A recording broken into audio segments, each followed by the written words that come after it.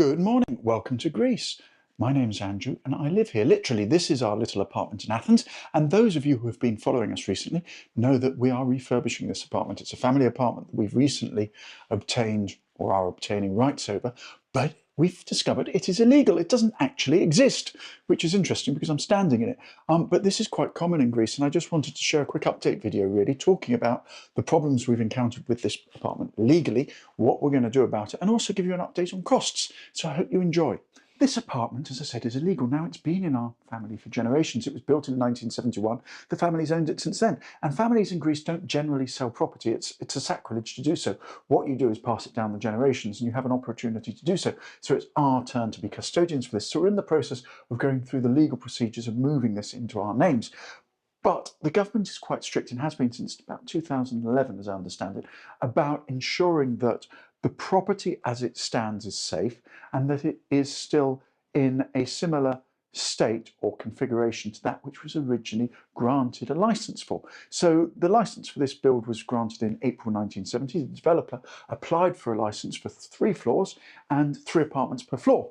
There's only one problem with that.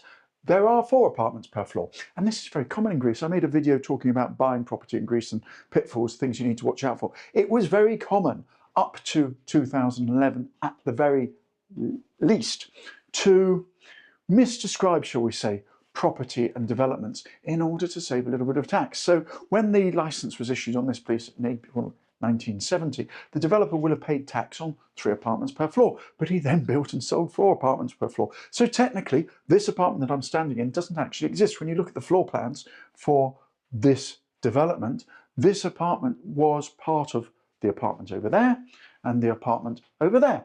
So this apartment doesn't exist, and that causes us a slight problem. Now, we're very lucky because it was built before 1975. As a result, the consequences aren't as severe as they would be if the property was built after 1975.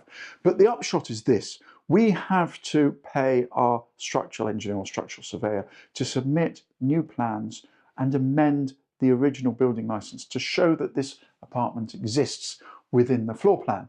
That will then enable us potentially to obtain a property number which will allow us to register this property and therefore claim it in our names.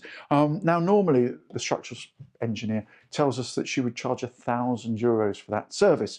But because we're already in process, because we've already done some of the work in regards of what would be required, she's going to reduce that fee to 600, but it's still another 600 on top of the 3,000 or so we're already spending on legal fees on this apartment to convert it into our name. We then also have to pay the government a fine. Now, I have issue with this, but I can't do anything about it. It's not our fault. You know, we weren't the developer. The developer, unfortunately, is long dead. But we have to pay a €275 fine to the government in order for them to settle this matter. Now, that doesn't sound like much, but suddenly we're up to almost €4,000 for legal fees for a transfer of an apartment which has been in the family for 54 years and should be relatively simple. And that's having a big impact on our overall budget, to be honest. My budget for doing this apartment, and if you want to know what we're going to do to this apartment, look back at my video from a couple of weeks ago, renovating our apartment in Athens.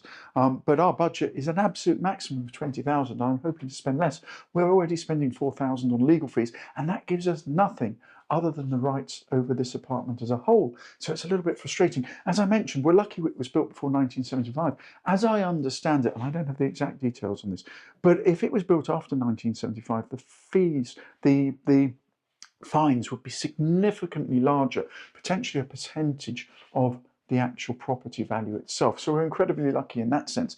And our structural engineer also says this is a very simple case. She said almost every property she deals with in Greece, and this is a warning to anyone thinking of buying or developing property in Greece, almost every property she deals with in Greece that has been built basically before about 2022, when the electronic registry was enacted in Greece by law, registry of properties, has issues. She said she's dealing with one down the road in an area called Physika, which is a very smart area of Athens.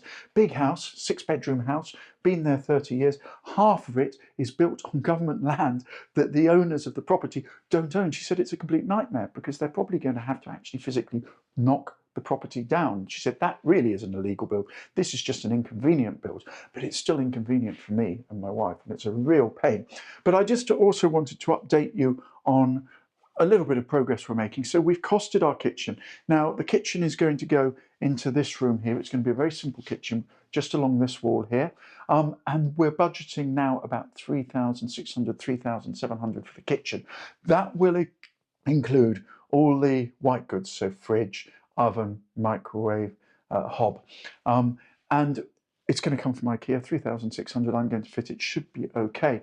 And the bathroom, I've budgeted about 1,200 euros for the sanitary ware, the sink, the shower, etc. And I'm going to fit that. We are also now looking at about 4,500 for the electrical and plumbing work, which will be done professionally.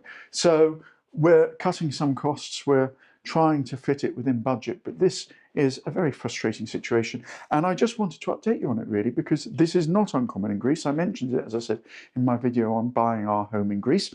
And I would watch that if you've got any interest in the pitfalls that you need to avoid when you're investigating and thinking about buying a holiday home or a home to live in Greece, as we do.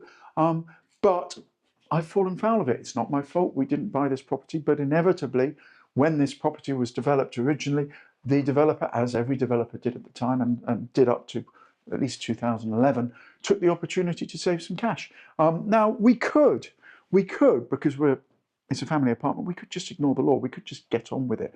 We could split the apartment out. We could do the work we want to do and just not tell anyone.